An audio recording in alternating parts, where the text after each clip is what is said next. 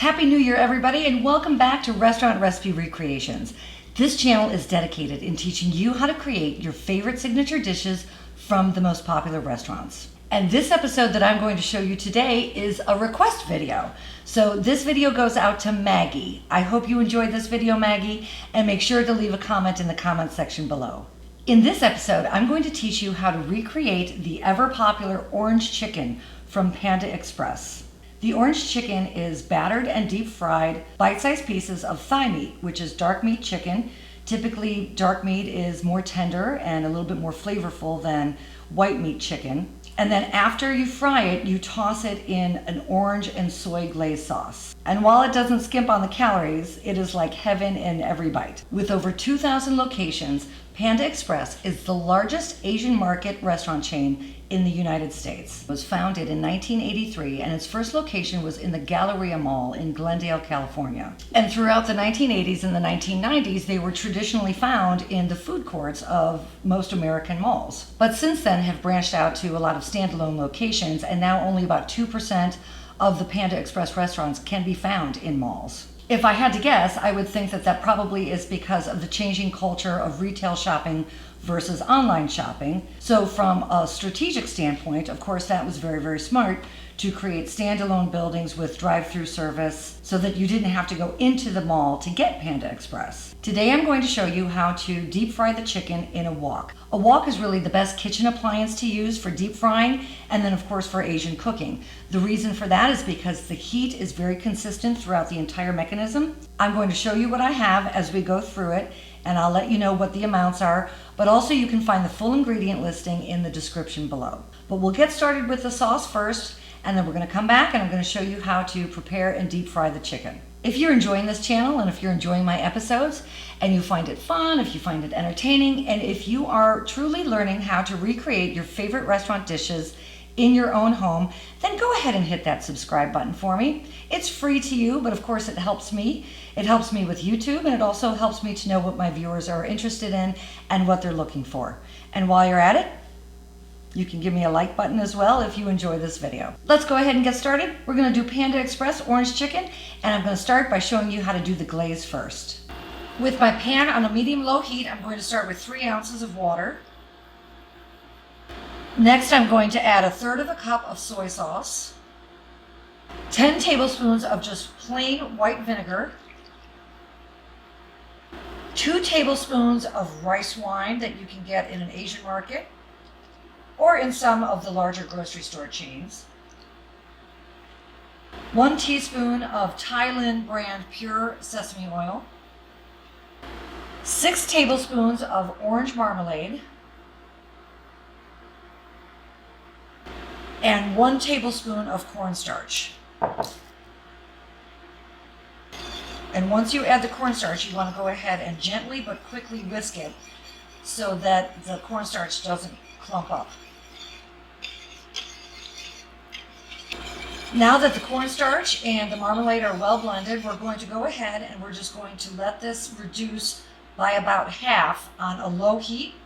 So bring it to just kind of a light simmer, and we're going to let that go. We'll prepare and deep fry the chicken, and then we'll come back and toss the chicken in this glaze.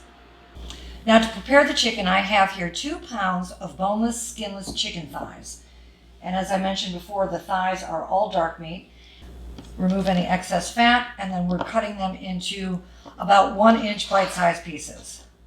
Chicken thighs do work the best for this recipe because they are the most tender. If dark meat is not your thing and you prefer chicken breast, then go ahead and use that. Just use 2 pounds of chicken breast and prepare it the same way. Cut it into 1-inch bite-sized pieces. And now to the chicken, we're going to add 1 beaten egg, 1.5 teaspoons of kosher salt, cracked black pepper, and then toss well to coat the chicken. Now I find that the easiest thing to do to dredge the chicken is to actually do it in a bag. So we're going to take the chicken, egg, salt, and pepper mixture, and we're going to put it into a Ziploc bag, kind of knocking off any of the excess egg mixture. Make sure you wash your hands thoroughly when dealing with any kind of raw protein, particularly chicken. And then into the bag, we're going to add 1/4 of a cup of just regular all-purpose flour and 1/2 cup of cornstarch, and then just give it a shake. Doing it in a bag like this ensures that all of the pieces get evenly coated, and it kind of reduces the mess a little bit too. Okay, I have my wok here set to 375 degrees with about 1.5 inches of canola or peanut oil in the bottom of it. And I also have here a drainage rack. If you are not using a wok, then you can go ahead and use just a very deep saute pan and make sure that the oil comes up to 375 degrees. And if you do not have a drainage rack, then a plate with paper towel on it will work just fine. So you need to make sure that your oil is at least 375 degrees or hot enough to deep fry.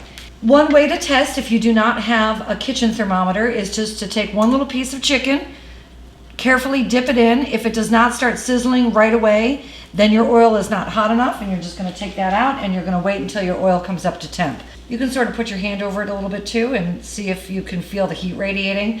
That'll give you an indication that it's getting hot enough. So working in small batches, you're going to add the chicken to the oil. You might feel more comfortable in putting it on the slotted spoon first and then just letting the slotted spoon go into the oil.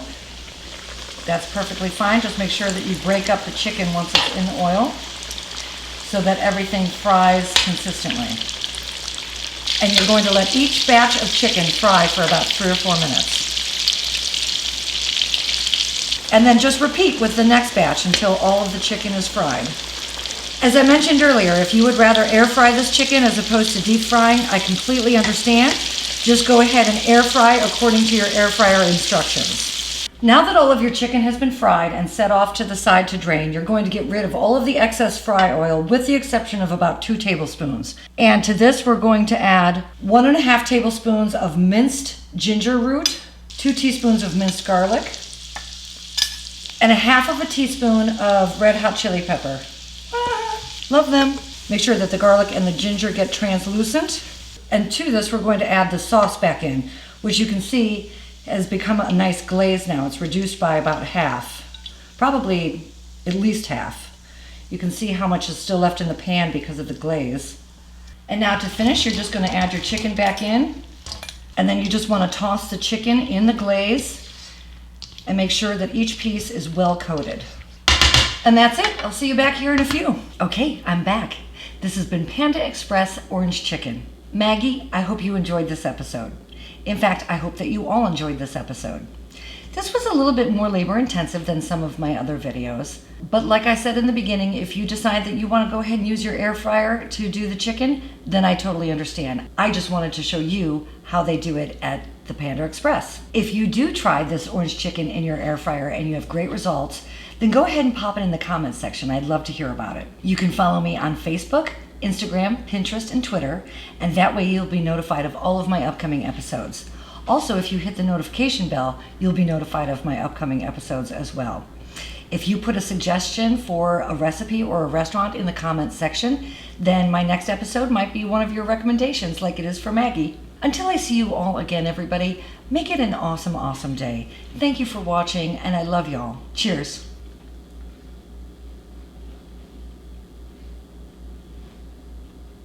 That's it.